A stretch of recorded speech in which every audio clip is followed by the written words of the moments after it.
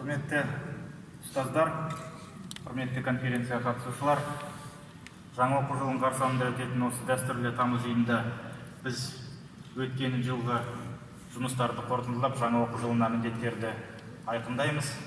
Біздің саланы одан әрі дамытудың негізгі векторлары елбасының Қазақстан 2050 стратегиясында, жыл сайынғы жолдауларында, рухани жаңғыру және ұлы даланың жеті қыры бағдарламалық мақалаларында белгіленгенін білесіздер. Президент Қасым-Жомарт Кемелдің өзінің сайлауалды тұғырнамасында және бүгінгі өздеріңіз естіген үлкен бағдарламалық сөйлеген сөзінде біздің алдымызда келер жылдары шешілетін міндеттер қойылды.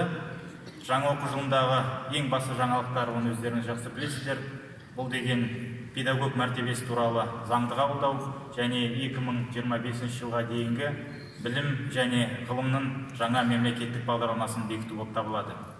В этом году мы подводим итоги предыдущей государственной программы развития образования на 2016-2019 годы. Хотел бы по традиции буквально коротко остановиться на некоторых итогах. В сфере дошкольного образования у нас увеличен охват. До 95,2% мы достигли охвата. Это достаточно хороший показатель. Сеть дошкольных организаций увеличилась на 2000 единиц. Следует отметить, что увеличивается доля частных садов, и сегодня она составляет почти 38%. Это результат активного привлечения бизнеса в сферу образования.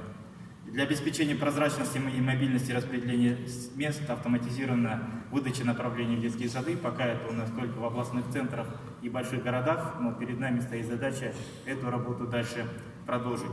В сфере среднего образования наконец-то мы перешли на новые программы. 87,7% учителей прошли курсы по обновленной программе обучения, введена новая система аттестации педагогов, достигнут значительный рост охвата учащихся дополнительным образованием.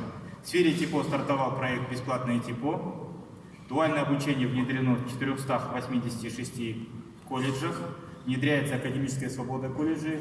Там, где у нас дуальная система, вы знаете, до 80%, в целом до 50% ТУПов мы уже можем менять на усмотрение работодателя и по профессиональным стандартам. Это очень важный показатель. И разработанные программы, основанные на модульно-компетентностном подходе. В высшем образовании мы очень долго говорили. Наконец, мы в прошлом году, в июле месяце, был принят долгожданный закон, который дал нашим высшим учебным заведениям академическую финансовую самостоятельность. Вырос объем госзаказа почти в 2 раза. И в целом расширен доступ к высшему образованию, сократился отток молодежи за рубеж. Численность иностранных студентов увеличилась почти на 9 тысяч и достигла 4% от общего контингента. В науке также у нас имеются определенные успехи, повышается публикационная активность, имеется определенный прирост негосударственных инвестиций. И в целом можно говорить о том, что основные задачи, которые были поставлены в государственной программе развития образования на 16-19 годы, достигнуты. Имеется положительная динамика, сделано немало, но впереди у нас, как вы сегодня слышали из уст главы государства, не менее значимые и большие задачи. Остановлюсь подробнее на них, о планах на будущее. Здесь я хотел бы сказать о том, что часть из них будет реализована уже в ближайшее время, часть из них здесь мы выносим в качестве обсуждения, другая часть, она ляжет в основу новой государственной программы развития образования. Мы хотели бы об этих вопросах сегодня с вами поделиться. Первое – дошкольное воспитание и обучение. Министерством образования будет продолжена работа по обеспечению равного доступа к качественному дошкольному образованию. Мы переходим на новые программы. Елбасының тапсырмасы бойынша 2019 жылғы 1 қыркүйектен бастап балаларды ерте жастан дамыту бағдарламасы енгізіледі. Будут у нас изменения возрастной периодизации. Бүгінгі күні 2 жастағы балаларды қамту мәселесі өте өзекті болып тұр. Өздеріңіз білесіздер, бізде 3 пен 6 жас дедік. Қазір 6 жастың көбісі бізге 1-ші сыныпқа барып жатыр. Сондықтан әрине де қамту мәселесін, біз 2 жастағы балаларды қамту мәселесін бүгін көтеруіміз қажет. Балалардың балабақшаға бару кестесін қайта қарау қажет. 6 жастағы балаларды балабақшадан мамыр айынан бастап шығару тәжірибесін біз тоқтату керек деп санаймыз. Балалардың балабақшаға бару уақытын тамыз айына дейін ұзартып, соңғы айларда мысалы 5 жасар және де мектеп алды даярлық группаларында мектепке дайындау үшін пайдалану керек. Бұл тарапта біз арнайы бағдарламаны дайындайтын боламыз. Обеспечение безбарьерного доступа тоже очень важный вопрос. В целях увеличения охвата детей с особыми образовательными потребностями нам необходимо здесь продолжить работу.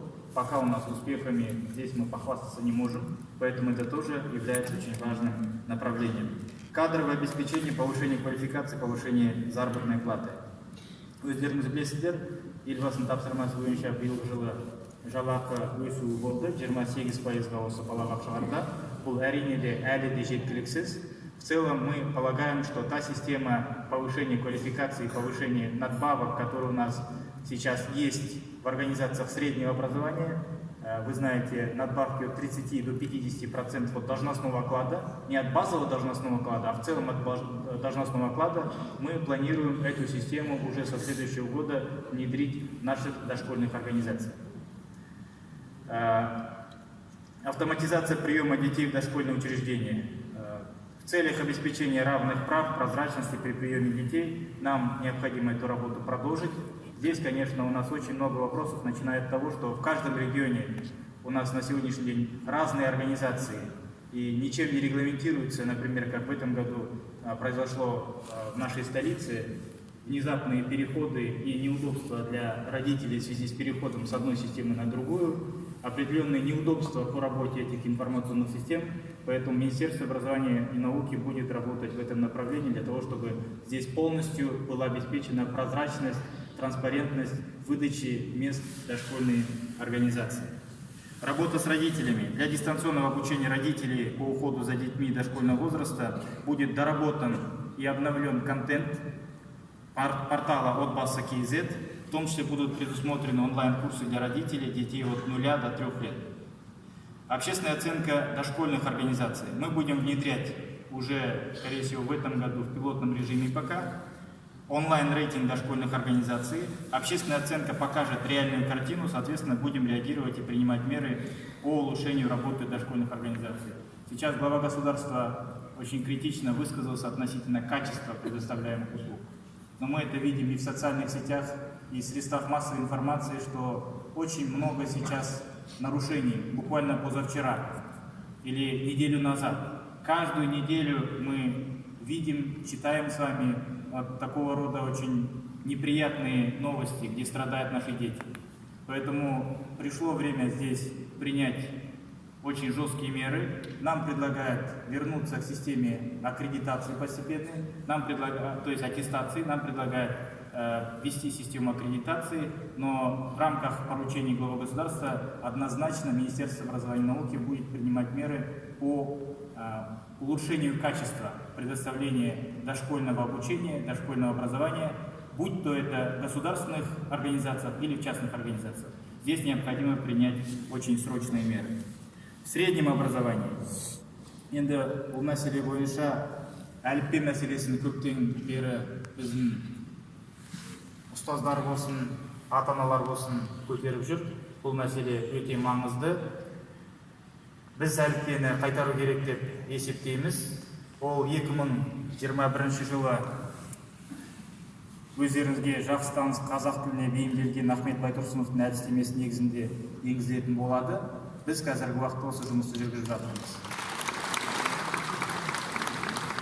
Вы знаете, мы посмотрели несколько вариантов әліппе, и вот логики нету абсолютно. Одно из издательств приносит әліппе, и там 11 согласных, потом 11 гласных. Другое издательство приносит 4 гласных, 4 согласных. Когда начинаешь спрашивать, почему, может быть, есть какая-то новая методика, никто внятного ответа дать не может.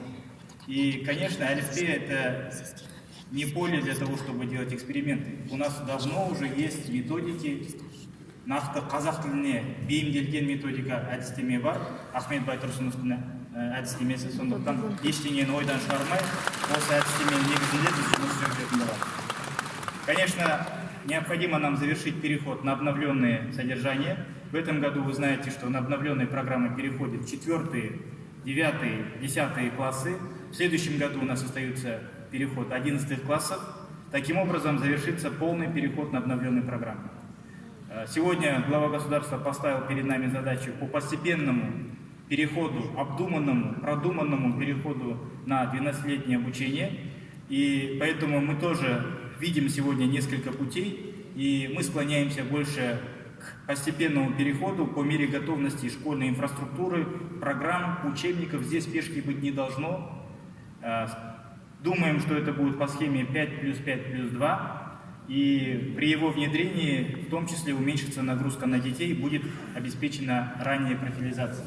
Здесь мы с педагогическим сообществом конкретный дизайн перехода будем обсуждать и будем принимать продуманные решения. Система оценивания. Изменения в учебных программах потребуют системного пересмотра инструментов оценивания в соответствии с ожидаемыми результатами ГУСО, обновления формата и содержания итоговой аттестации и единого национального тестирования. В рамках перехода на обновленное содержание система оценивания образовательных достижений учащихся и выпускников школ поэтапно будет трансформирована на международные стандарты. Но здесь есть проблема, не все учителя это понимают, поэтому здесь необходимо провести нам очень большую работу. В целом мы поменяем формат итоговой аттестации школьников в сторону измерения функциональной грамотности. В этом году у нас переход 9 классы. И уже сейчас мы вместе с Назарбаев интеллектуальными школами подготовили формат того, как у нас в этом году будет проводиться итоговая аттестация в 9 классах. И такая же работа будет проведена по итоговой аттестации в 11 классах. В целом, данная система в соответствии с обновленными программами будет изменена. И в короткие сроки мы эту новую систему итоговой аттестации до вас доведем. Конечно, очень много вопросов вызывает до сих пор переход к критериальной системе оценивания. Здесь я хотел бы сказать позицию Министерства образования. Мы считаем, что переход к критериальной системе оценивания состоялся, и здесь нет необходимости его пересмотра. В целом уже педагоги понимают, педагоги научились, но мы также понимаем и признаем то, что еще есть проблемы. Поэтому эту систему мы намерены дальше модернизировать. Мы сегодня видим, что школы допускают проведение в день по 6-7 СОРов или Сочи, что недопустимо. Некачественно проводят формативное оценивание. Формативное оценивание в большинстве школ, к сожалению, несмотря на то, что мы проводим очень много курсов обучающих, оно сводится к тому, что мы ставим только смайлики или пишем «жарайсин». Ребенок получает в течение определенного времени «жарайсин», смайлики, и потом вдруг он получает не совсем ту оценку, которую ожидают родители или сам ребенок. То есть идея формативного оценивания была другая. Мы должны были показывать прогресс учащегося, его западающие зоны, где нужно поработать, где у него хорошо идет, где у него идет не очень хорошо. К сожалению, у нас вот именно вот эта часть несколько остается нереализованной. Поэтому здесь Министерство образования будет дальше проводить эту работу. И задание для СОРа и Сочи. Учителя должны научиться составлять самостоятельно.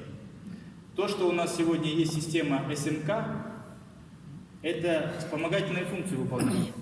Просто брать с СМК готовые СОРы и Сочи без изменений и потом использовать на занятиях, я считаю, что это неправильно.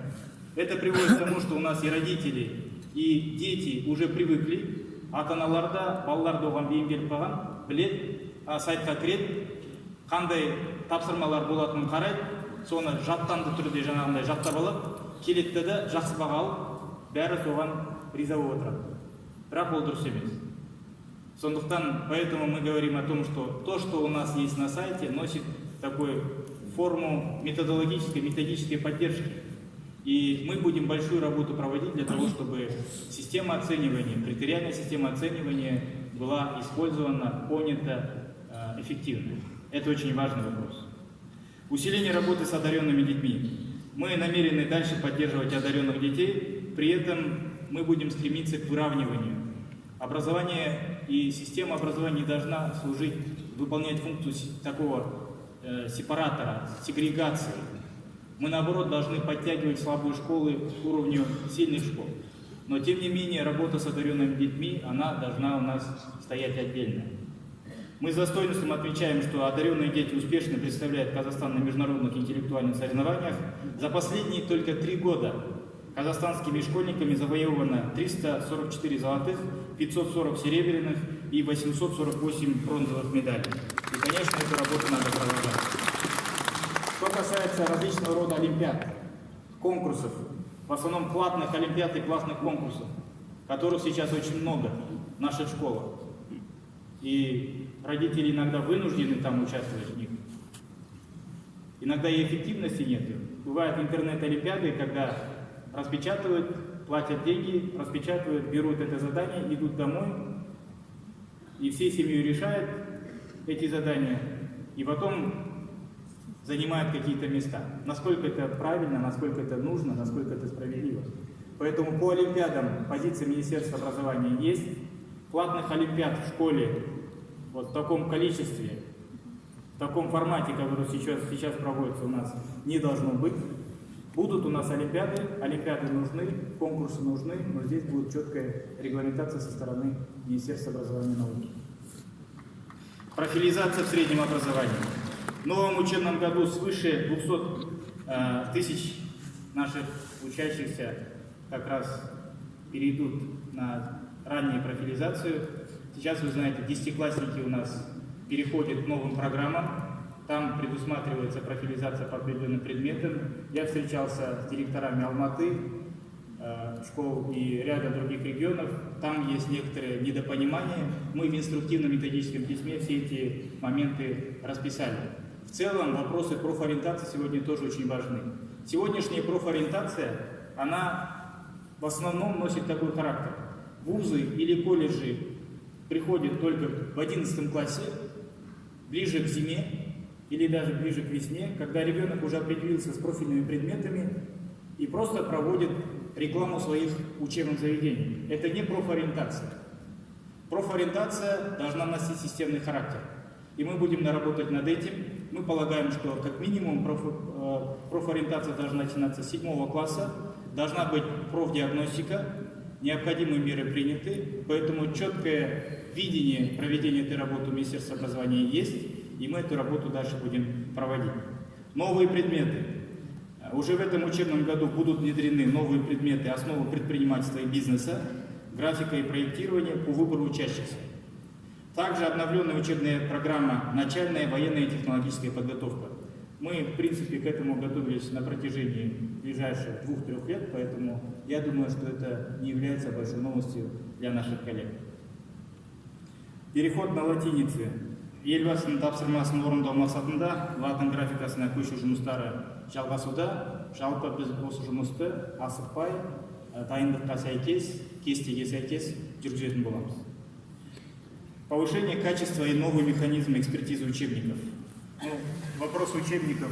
Сегодня критика прозвучала и с уст главы государства. Вопрос ошибок в наших учебниках. Это вообще стала тема притчи во языцах. Поэтому мы недавно эту тему сами поднимали. Здесь необходимо кардинальное изменение подхода подготовки учебников. В целом концепцию мы собираемся поменять. И вот тот подход, который некоторые наши коллеги говорят, что учебник является вспомогательным материалом, я его лично абсолютно не поддерживаю. Если учебник вспомогательный материал, тогда что является основным? Поэтому учебник является основным материалом для подготовки наших учащихся, и мы будем здесь проводить большую комплексную работу. Мы уже говорили о том, что будет работа и по авторам, мы будем обучать авторов, мы будем обучать экспертов, будет сертификация экспертов и проведение экспертизы. Сегодня, когда на 7 дней, 2 раза в год приезжают эксперты, здесь, в столицу, и за 7 дней они должны посмотреть массу учебников, дать свой анализ и свои предложения, конечно, это неэффективно. Вопросы проведения апробации тоже требуют изменения подхода, здесь тоже мы будем смотреть. Должны быть установлены единые требования к структуре учебников, дизайну, оформлению, содержанию, ссылкам, в том числе ссылкам на интернет-сайты. Здесь у нас четкий подход у Министерства образования есть. мы требования к учебникам на сегодняшний день разработали. Буквально в ближайшее время будем обсуждать с учительским сообществом. Слепое рецензирование учебников, сертификация экспертов, обучение авторов и в целом такая большая работа нами будет проводиться для того, чтобы учебники у нас были качественными. Легкий портфель. В текущем году министерством будет реализован проект «Легкий портфель». Мы уже недавно говорили об этом. Мы дали выбор родителям. Учащиеся, например, могут оставлять свои бумажные учебники в классе, в школе, и дома могут заниматься по электронным учебникам, если у них есть такое желание. Самое главное, министерство дает выбор, дает возможность пользоваться электронными вариантами учебников. И здесь я думаю, что дальше это выбор самих родителей, какие учебники используют. Рабочие тетради.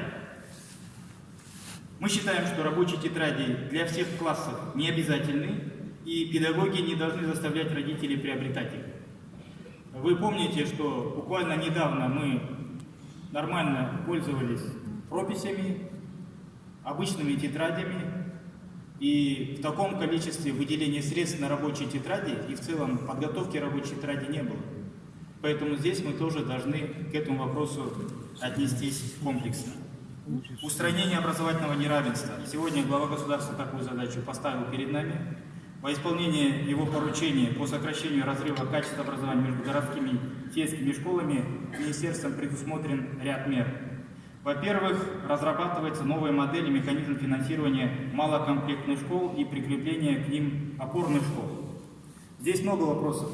Это вопросы финансирования. Вы знаете, в малокомплектных школах специфика такова, что совмещенные класс-комплекты, небольшой контингент учащихся.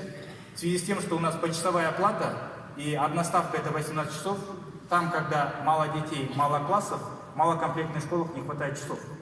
Именно из-за этого у нас много предметов преподают не специалисты. Один учитель может у нас преподавать по 5-6 предметов. Тот же учитель казахского языка, он ведет и физику, и химию, и биологию, и историю, и какое качество будет.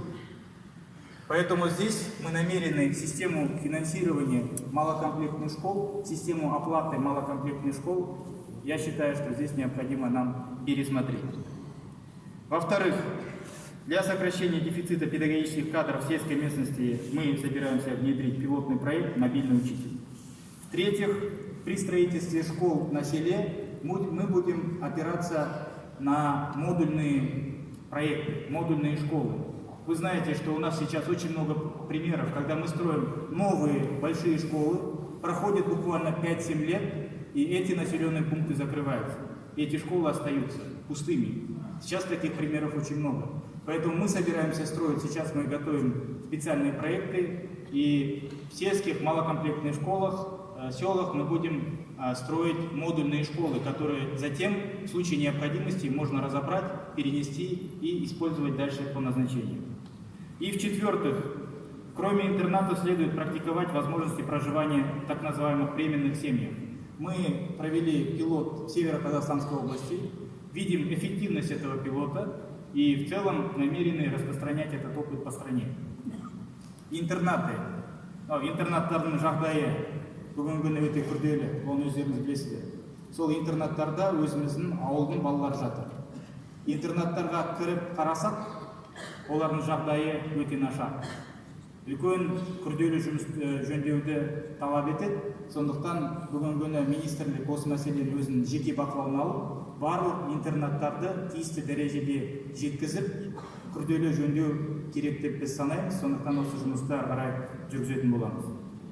По опорным школам и сессии межсессионному периоду здесь тоже очень много проблем. Когда мы детей привозим во время сессии в опорную школу, и этого ребенка, который учится в своей школе, может быть, там нету педагога, он учится не по программному материалу или не успевает, мы его потом сажаем вместе с детьми, которые уже, в принципе, идут по программе, имеют определенные успехи, насколько это справедливо и насколько это эффективно. Поэтому здесь мы тоже в данный момент должны будем пересмотреть. Вопрос трехязычия. Обучение на 3 языках. Глава государства развернуто сказал. Мы здесь соответствующие поручения будем выполнять. видение есть, и по выбору учащихся сегодня было сказано либо с 5 класса, либо со 2, с 3 класса обучение именно английского языка. Что касается изучения предметов, некоторых предметов 10-11 классов, здесь подход тоже глава государства обозначил по мере готовности школ, по мере готовности учащихся педагогов, материально-технической базы и желания самих родителей и школьников. Здесь не будет такого ускоренного перехода, все будет зависеть от того, насколько мы готовы. Новых учителей мы на новых курсах обучать не будем. Те, кого мы уже обучили, вот на слайде у нас есть, более 14 тысяч.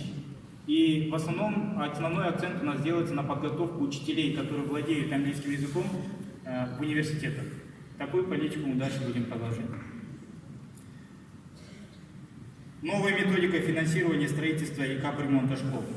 Сегодня очень большая проблема трехсменных школ, несмотря на то, что, например, в этом году порядка 200 школ строится по стране. Но это не решает проблемы. Только в городе Нур-Султан ежегодно контингент школьников увеличивается как минимум на 20 тысяч учащихся. Во всех других областных центрах тоже давление на инфраструктуру школьную растет. Это связано и с урбанизацией, это связано с рождаемостью, поэтому здесь нам необходимо использовать все механизмы. Первое и самое важное, конечно, строительство за счет бюджетных средств. Второе – привлечение частного капитала. Подушевую систему финансирования мы уже внедрили. Только в этом году у нас строится 50, до конца года мы планируем 50 частных школ будет введено в эксплуатацию. Дальше мы эту работу будем продолжать. И третье, очень немаловажно, для того, чтобы предотвратить появление аварийных школ, нам необходимо проводить своевременный капремонт. Мы видим, что от потребности сегодня капремонт проводится только в 30-40% школ. Поэтому здесь тоже нам необходимо соответствующую работу проводить. Повышение качества психологической службы. Как говорится, у семи нянек дитя без глаза. Вот именно это выражение относится к работе нашей социально-психологической службы. У нас есть в школе и вожатые, и соцпедагоги, и психологи, и заместители директоров по воспитательной работе и так далее. Но в то же время проблема суицидов, буллинга, правонарушений, к сожалению, не решается. Поэтому здесь мы видим в том числе проблемы по взаимодействию, проблемы по функционалу. Чем сегодня занимаются социальные педагоги? В основном они ходят по домам, занимаются вопросами всеобуча, акты жилищно-бытовых условий и другая работа. Это вопросы повышения квалификации психологов, поэтому комплексно по социально-психологической службе, по повышению ее качества Министерством образования и науки будет проводиться соответствующая работа. По школьному питанию. Вы знаете, у нас конкурсная система выбора поставщиков уже несколько лет существует, но тем не менее мы видим сегодня определенные недостатки и коррупционные риски. Поэтому сейчас мы создали рабочую группу, будем дорабатывать эту систему. Здесь тоже предстоит провести большую работу. По защите прав детей сегодня уполномоченная по правам ребенка много говорила, очень важные были предложения, мы совместно будем работать. Здесь, конечно, мы будем дальше развивать вопросы фостерных семей, патронатного воспитания, все эти институты дальше будем развивать. По зарубежному усыновлению зарубежными агентствами у нас тоже будет четкая стратегия. В обществе очень много различного рода мнений на этот счет, поэтому Министерство образования и науки здесь будет полностью проводить работу по прозрачности процедуры усыновления, как внутри страны, так и за рубежом. Очень большая работа предстоит по деинституционализации детских домов. Мы здесь должны, я хочу отдельно сказать о институте школы приемных родителей и о наставничестве. Директора детских домов сегодня очень неохотно идут на поддержку этих инициатив, и Министерство образования и науки, Комитет по охране прав детей будет настойчиво продвигать эти институты. Поэтому нам необходимо перестроиться и работать в этом направлении. Инклюзивное обучение. Здесь несколько факторов. Первое – это безбарьерная среда, это программы и готовность педагогов.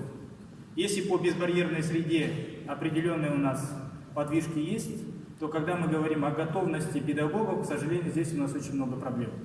Насколько педагог сегодня готов заниматься детьми с особыми образовательными потребностями, насколько он сегодня знает, как проводить его оценивание, какие задания ему давать, через какое время он должен, может быть, пойти в комнату релаксации. То есть вот эти вопросы мы сегодня должны решать через повышение квалификации. Раз. Два. У нас есть специально 2 кредита, специальный курс в высших учебных заведениях для будущих педагогов, и здесь мы эту работу дальше будем проводить. По ПМПК. Вот сейчас в любой регион можно пойти, и можно увидеть, что в каждом регионе почти по 3-6 месяцев очередь для того, чтобы попасть в психолого-медико-педагогические консультации. Первое – это сеть, второе – сама организация этой работы. Поэтому здесь мы сейчас создали рабочую группу, пересматриваем работу, в том числе по медицинской части есть очень много вопросов. Если ребенок уже к нам приходит со справкой ВКК, какая есть необходимость нам повторно медицинскую часть смотреть? Потому что главная задача ПМПК – это определить его образовательную траекторию. Поэтому здесь в ПМПК у нас тоже будут определенные изменения. Система аттестации педагогов. Мы уже говорили о том, что изменена система аттестации педагогов. Сегодня президент сказал о том, что здесь необходимо внесение изменений. И мы будем менять процедуру прохождения национального квалификационного теста. Она будет полностью, во-первых, автоматизирована. Будет исключено вмешательство руководства. Сегодня какая ситуация? Когда учитель для того, чтобы подать документы на повышение квалификации, он пишет заявление, отдает завучу, завуч думает, отдает директору, и дальше есть очень много такого рода препонов. Дальше, если учитель получил и прошел нацбалтест, это хорошо, не получил, как сегодня президент сказал, есть давление. Почему не получили? Ну, есть определенного рода вопросы. Поэтому здесь мы планируем перейти к другой системе, как вот по примеру тестирования на государственную службу. Наши учителя будут через электронное правительство, через специальный сайт, портал, будут заходить, подавать свои заявки.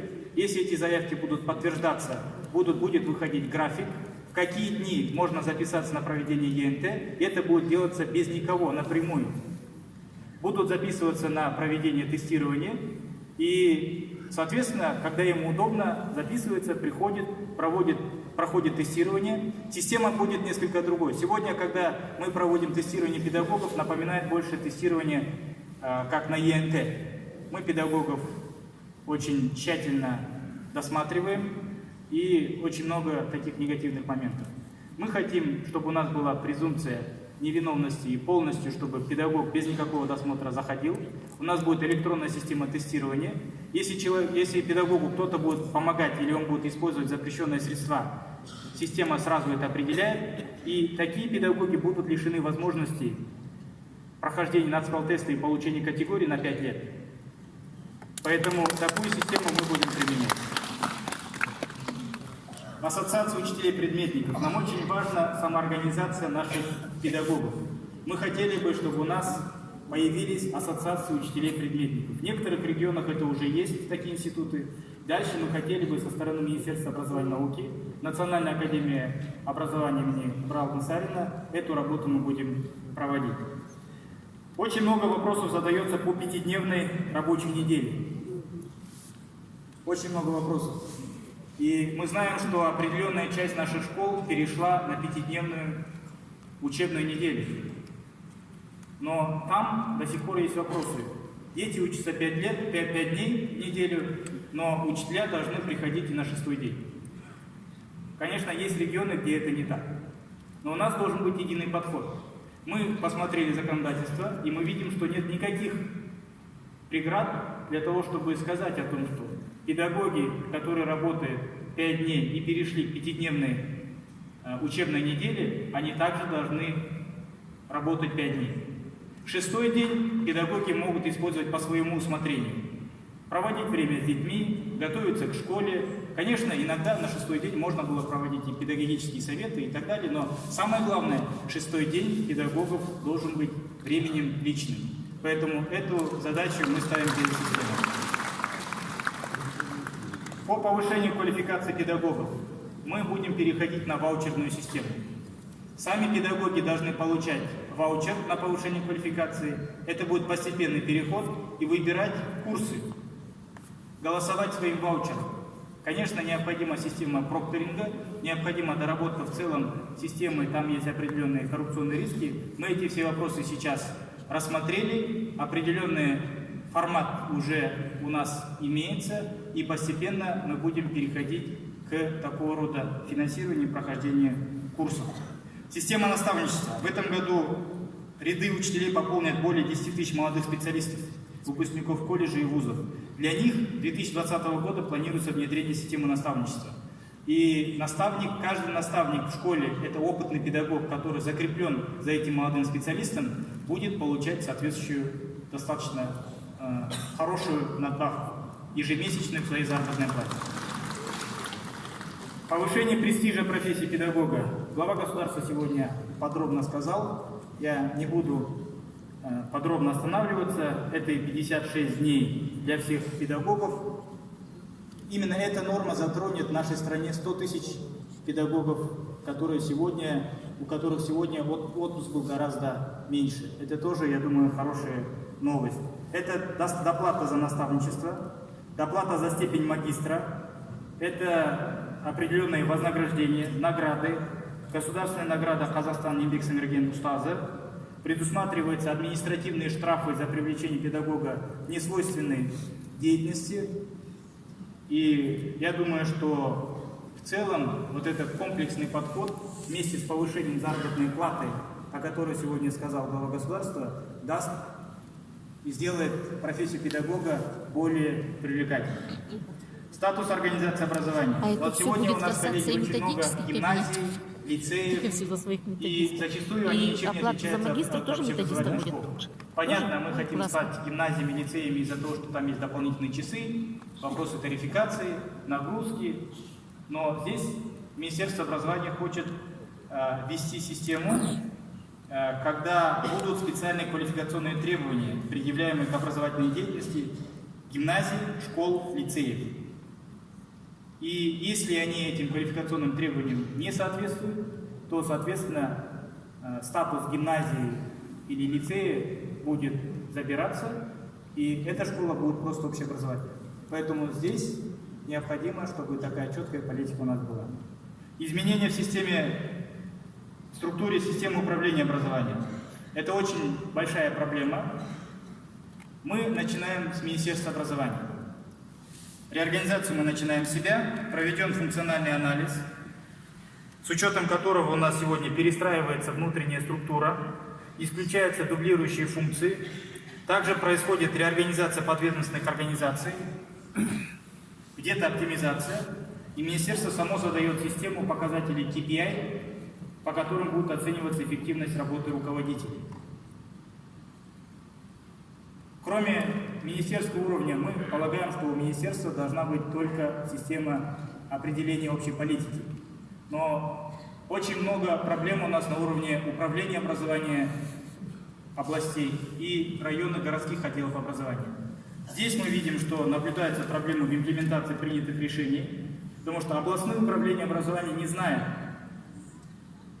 что у нас происходит в школах, они не координируют, они не имеют на это законных прав.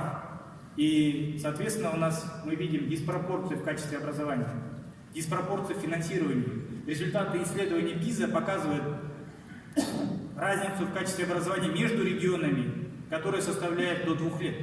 Это в унитарной стране, где единые ГОСО, единая политика образования.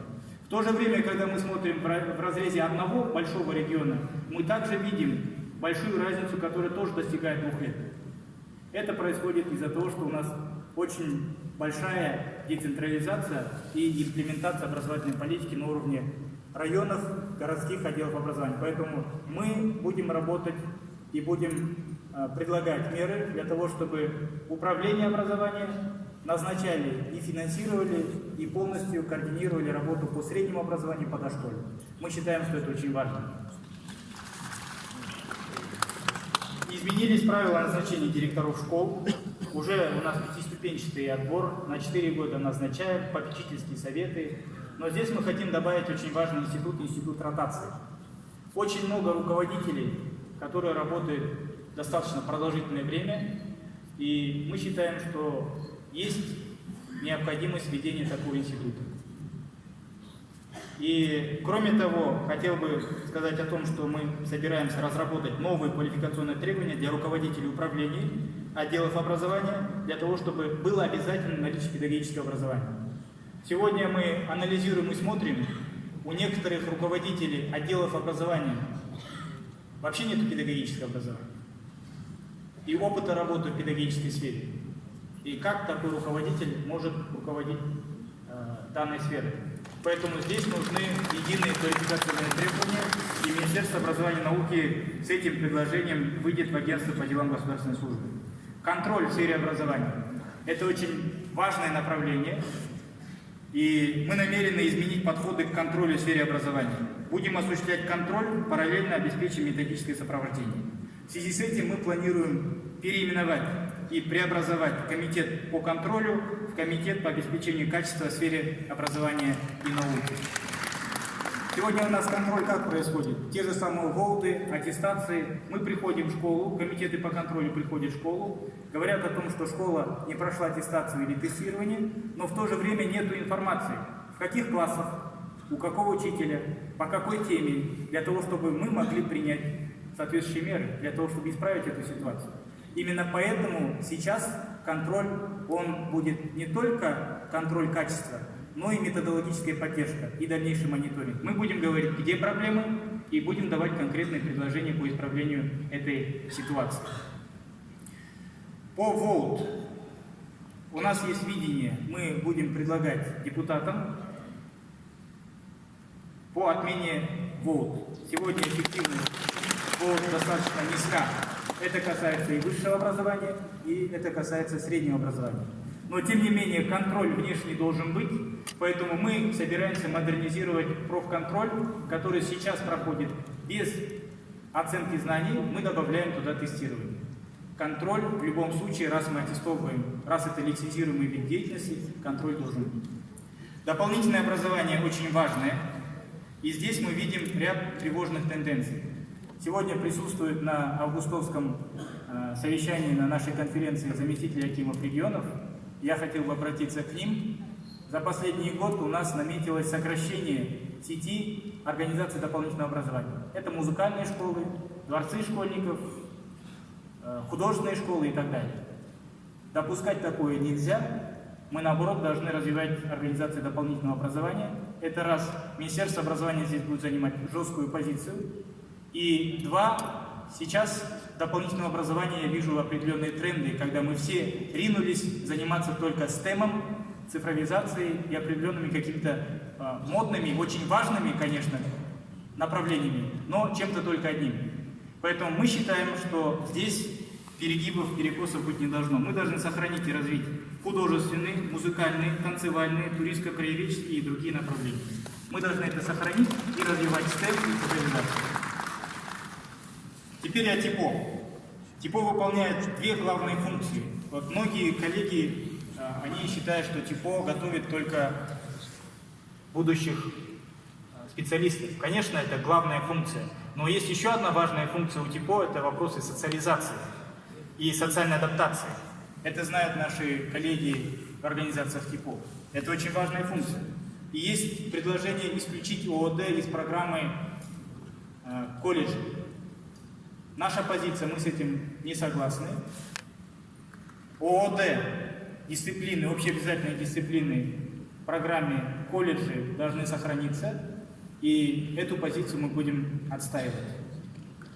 Для получения, если мы хотим готовить в короткие сроки специалистов, ну, условно, сварщика, у нас есть для этого краткосрочные курсы.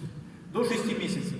1 месяц, 5 месяцев, 6 месяцев можно получить такого специалиста. Но если мы хотим, чтобы он получил среднее специальное образование и диплом, он должен обязательно, если на базе 9 класса, он должен обязательно пройти программу 10, 11 класса и историю, и физику, и другие дисциплины.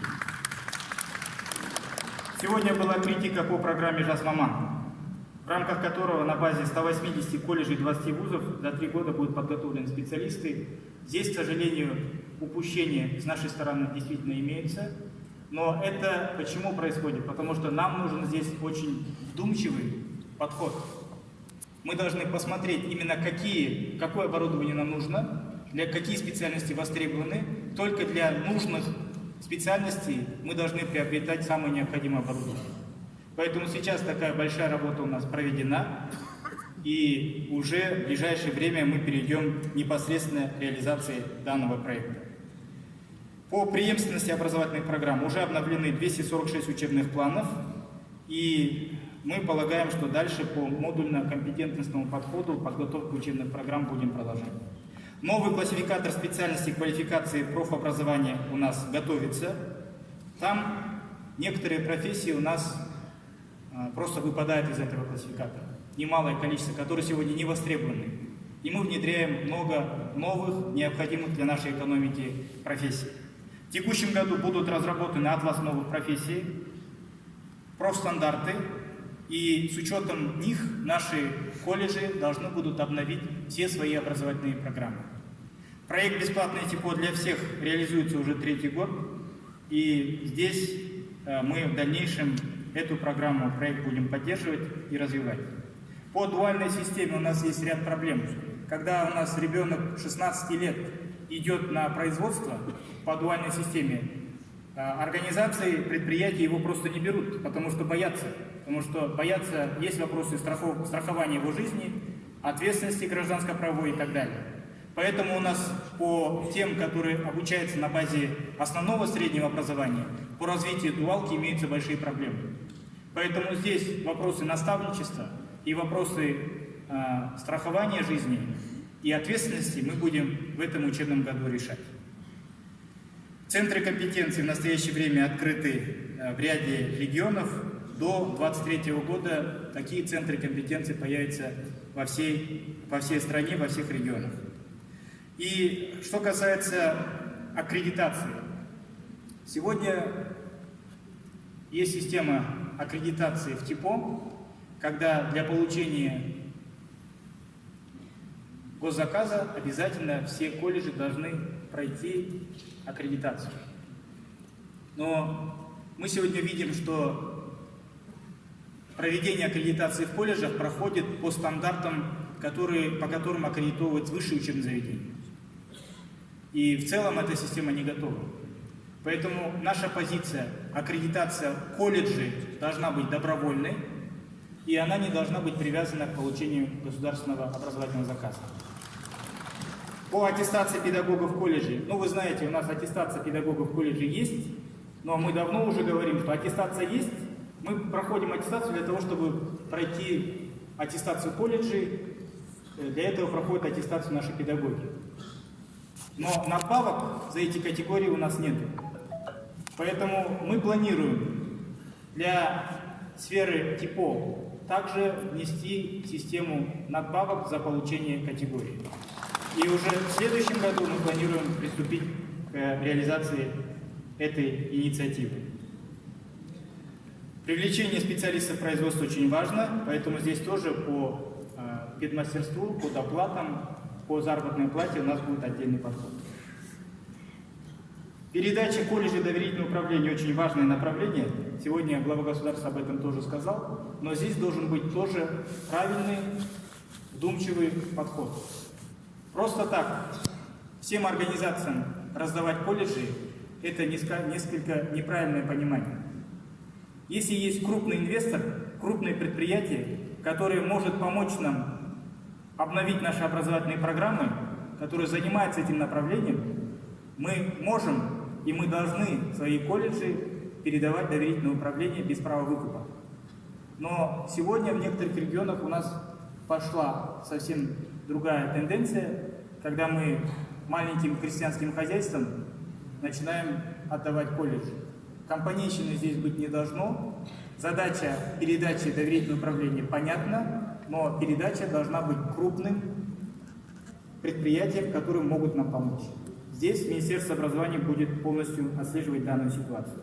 И по закрытию колледжей, то, что сейчас тоже планируется, и некоторые регионы практикуют, здесь тоже нужен вдумчивый подход. Просто закрывать колледжи из-за того, что малый контингент, я думаю, что здесь надо несколько раз подумать.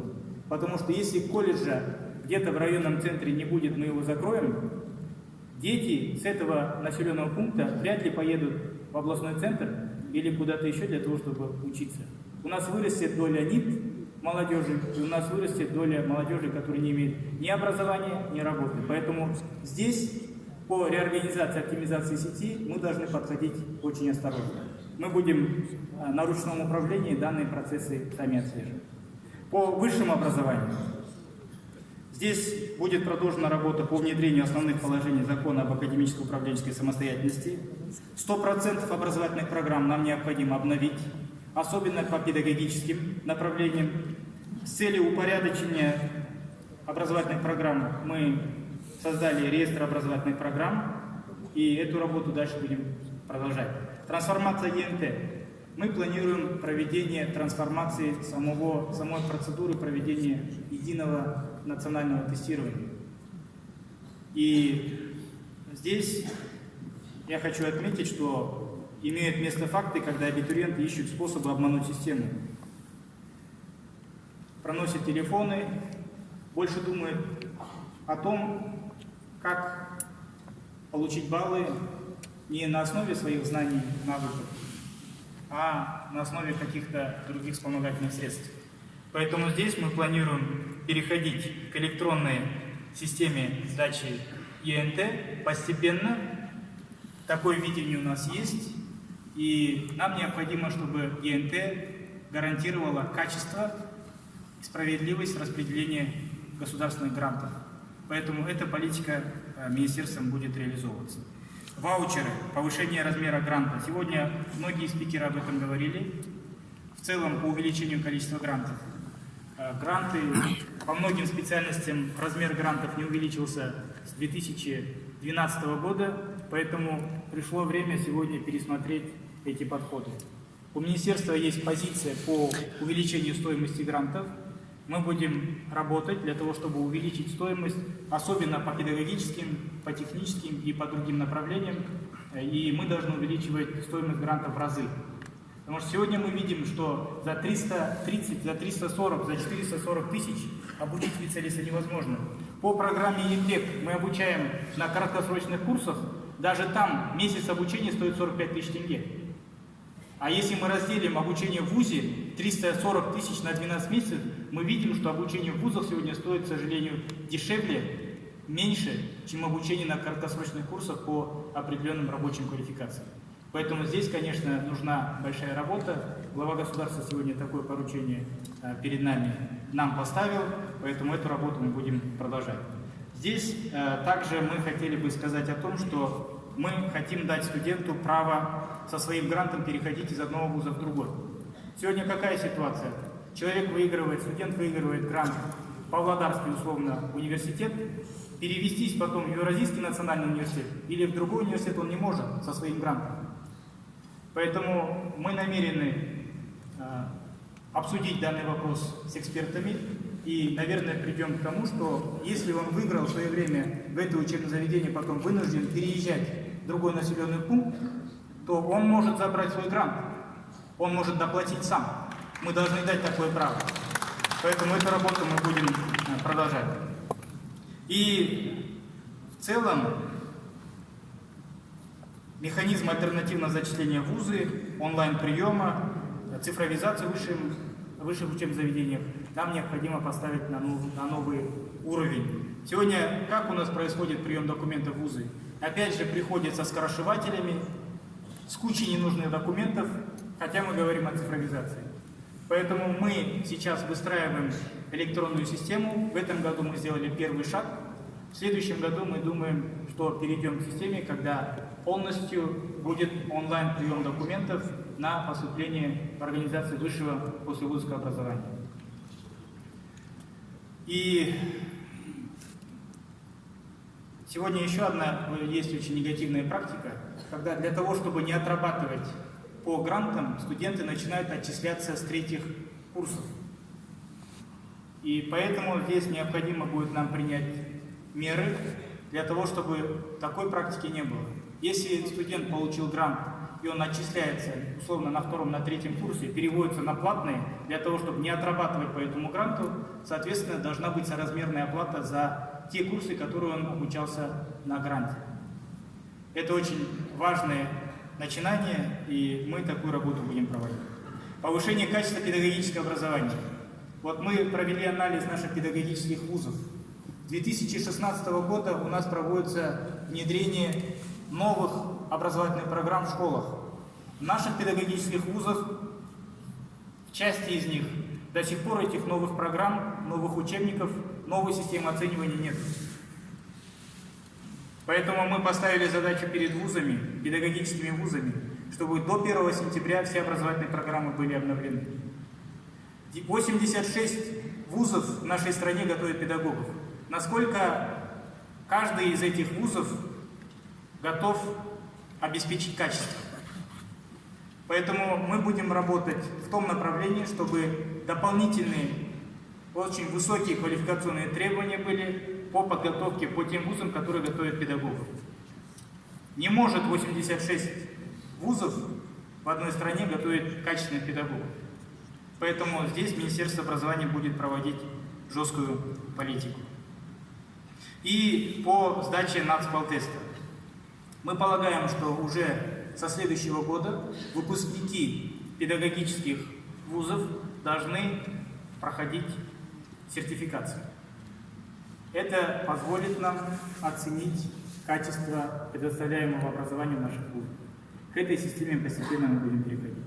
По педагогической практике. К сожалению, сегодня у нас педагогическая практика, которая проводится в наших педвузах, не выдерживает никакой критики. Мы проанализировали, посмотрели. На первом курсе студент проходит 2 недели, и эти 2 недели ставят либо на лето, когда в школе уже никого нет, либо ставят на выходные дни. На втором курсе те же самые 2 недели. Как они проходят? Кто за ними закрепляется? Абсолютно никакой отдачи от педагогической практики в той модели, которая у нас сегодня есть, мы не видим. 20 кредитов выделяется, в целом это достаточное количество кредитов, но сама реализация абсолютно не выдерживает никакой критики, поэтому проведение педагогической практики будет полностью трансформировано. Программа PGCE. Для решения проблемы дефицита квалифицированных педагогов будет разработана программа, осуществлен так называемый боковой вход в профессию педагога. Условно, у нас есть математики, которые имеют образование математика, он может через прохождение дополнительного обучения становиться педагогом. Почему бы не обеспечить такую возможность? Поэтому эту работу мы будем дальше продолжать. Отчеты ректоров.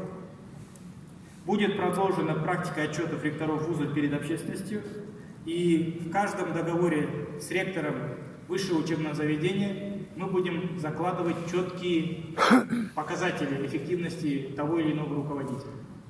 Планы развития вузов будут составляться на основе тех индикаторов, которые важно достичь.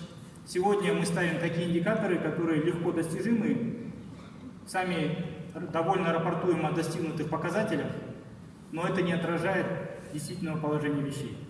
Поэтому здесь у нас будет именно такой подход. Следующее – это стипендиальная программа для иностранных студентов. Казахстан должен стать образовательным хабом. Стипендиальная программа у нас, данный проект уже запущен. В дальнейшем мы будем эту программу дальше увеличивать, количество грантов и развивать. Онлайн-обучение. Я хотел бы обратить внимание, что сегодня в стране очень много организаций, которые дают так называемые онлайн-университеты. Мы пойти в эти онлайн-университеты и спросить не можем ничего. Почему? Потому что сегодня в законодательстве нету понятия онлайн-обучения. Нету квалификационных требований к таким онлайн-университетам или онлайн-учебным заведениям. Поэтому здесь мы также планируем выйти с инициативой по регулированию этой сферы и этого института. Нужно поставить преграду к таким дипломам и не осуществлять их признание. Сегодня через онлайн-университеты проходят дипломы, потом приходят к нам, получают процедуру нострификации, проходят или признание, и, пожалуйста, с этим дипломом конкурируют со всеми наравне. Хотя качество этих дипломов сомнительно. Задачи научной сферы. Глава государства уделяет особое внимание развитию науки. По его поручению уже в следующем году в проекте бюджета предусмотрено значительное увеличение финансирования науки. Буквально вчера у нас состоялось заседание Высшей научно-технической комиссии, были утверждены суммы финансирования на следующий год, и уже сейчас мы видим значительное увеличение финансирования науки. Дальше стоит задача по планомерному увеличению до 1% от ВВП. И при этом мы должны, конечно, наладить порядок, прозрачность, справедливость распределения этих средств. И здесь, конечно, вопросы ННС являются очень актуальными. У нас будет проведена работа по изменению правил ННС, правил проведения ГНТ, правил финансирования, и все это будет широко обсуждаться с научным сообществом. По вхождению в ННС мы предлагаем, чтобы вхождение было именно по ранжированию показателей ученых. И чтобы здесь конкретные ученые, те, которые имеют очень высокие индексы, чтобы они сидели у нас в ННС. Здесь должен быть подход именно такой. В целом, по поддержке ученых принимаются системные меры. Мы планируем реализацию постдокторских программ, углубленное изучение академического языка, обучение процедурам привлечения международных грантов, созданием информационной платформы. И в целом большая работа нам предстоит по антиплагиату, по академической честности. Сегодня, когда мы защищаем диссертации, наши диссертации проходят антиплагиат только в базе, казахстанской базе защищенных диссертаций, научных работ именно казахстанских ученых. Поэтому здесь нами будут внесены дополнительные изменения в соответствующие правила, для того, чтобы проверку на заимствование осуществлялась не только по базе работ казахстанских ученых, но и по международным базам данных. Я думаю, что это тоже станет определенным шагом для улучшения качества нашей науки. Что касается требований к присвоению степени PhD, здесь тоже очень много есть предложений. Мы сейчас привлекли наших молодых ученых, в целом НИИ создали рабочую группу, и здесь мы будем обсуждать. Были отдельные требования, и мы планируем в перспективе предусмотреть отдельные требования для гуманитарных и социальных специальностей по защите диссертации, по публикации и так далее. Здесь, конечно, нам необходимо прислушаться к предложению наших коллег. Новые программы переподготовки для руководителей у нас сегодня готовы. Мы планируем открыть ряд лабораторий коллективного пользования, и уже в следующие 3 года в бюджете выделяются средства для укрепления материально-технической базы наших научных институтов. Эту работу мы будем проводить и далее.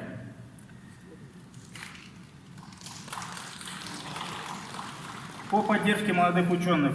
Сегодня уже Махсат говорил о том, что мы создали Совет молодых ученых. Мы планируем активно привлекать молодых ученых, в целом работать со всеми учеными для того, чтобы вырабатывать те или иные решения. Министерство образования сегодня открыто обсуждает все свои инициативы с обществом, готово к критике, и здесь тоже по изменениям в научной сфере мы тоже будем все эти проекты выносить на обсуждение и только после этого принимать решения. По цифровизации нам предстоит провести большую работу. Вы все знаете, сколько нареканий у нас есть по национальной образовательной базе данных. Сейчас у нас национальная образовательная данных будет работать заполняться не только 2 раза в год.